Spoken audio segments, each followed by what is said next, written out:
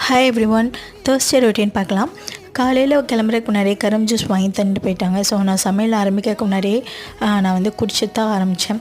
கிச்சனுக்குள்ளே நுழையிறதுக்கும் அவனுக்குள்ளே போய் உட்கார்றதும் ஒரே மாதிரி தான் இருக்கும் போல இருக்குது. ரொம்ப வெக்கையாக இருக்குது. என்ன தான் நம்ம வென்டிலேஷன் இருந்தாலுமே அதிகபட்சமான வெக்கை வந்து கிச்சனில் தான் இருக்குது. ஸோ முடிஞ்ச அளவுக்கு நம்ம தண்ணியை தான் குடிச்சிட்டே தான் இருக்க வேண்டியது இருக்குது. இன்றைக்கி வந்து சாம்பார் தான் பண்ணேன். மாதக்கணக்காக ஆயிடுச்சு சாம்பார் வச்சு. சரின்னு சொல்லிட்டு சாம்பார் வச்சுட்டு மீன் பொரிச்சிட்டேன். இதுவுமே ஒரு நல்ல காம்பினேஷன் தான். எல்லாருக்கும் சாப்பாடு போட்டு கொடுத்துட்டு நானும் சாப்பிட்டுட்டு இன்றைக்கி வந்து தம்பிக்கு ஒரு ரைடான் வந்து ஆர்டர் பண்ணியிருந்தேன் ஃப்ளிப்கார்ட்டில்.